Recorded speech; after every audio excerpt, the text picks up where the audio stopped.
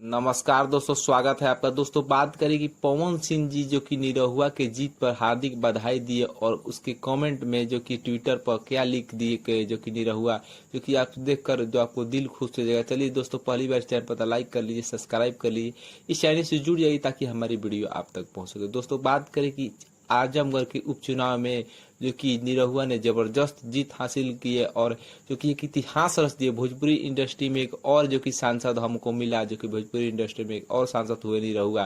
दोस्तों बात करें कि आजमगढ़ में एक जो कि सापा का गढ़ माना जाता है, वहां पर बीजेपी के जीत होता ही नहीं था, जो कि निरहुआ ने वहां पर जीत हासिल कर दिया और इतिहास रच दिया। जी हाँ दोस्तों, इतिहास रच दिया, जो कि वहां पर कभी भी बीजेपी का जीत नहीं हुई, लेकिन आजमगढ़ से निरहुआ ने बीजेपी का जो कि खाता खोल दिया। जी हाँ दोस्तों, आजमगढ़ रामपुर जो कि बीजेपी के खाते में आ गया। दोस्तों बात करें कि आजमगढ़ से बहुत बढ़िया वोट से जीते निरहू लाल जी, और जो कि भोजपुरी इंडस्ट्री के सारे कलाकार जो कि सपोर्ट किए निरहुआ लाल का, और जो कि भोजपुरी इंडस्ट्री के जो कि पावर स्टार पवन सिंह जी भी जाकर उनका प्रचार किए और दोस्तों उनको बधाई दिए। और जो कि ट्विटर पर उनका जवाब में जो कि निरहुआ ने क्या दिया, आप सबको देखकर दिल खुश हो जाएगा जवाब। चलिए दोस्तों बताते हैं कि पावर स्टार पवन सिंह जी ने क्या जो कि ट्वीट किया और निरहुआ ने क्या जवाब दिया। दोस्तों बात करें कि दिनेश लाल यादव जी निरहुआ को टैग करते हुए जो कि पवन सिंह जी जो कि लिखे कि दिनेश लाल यादव निरहुआ जी को आजमगढ़ के जीत की हार्दिक शुभकामनाएं।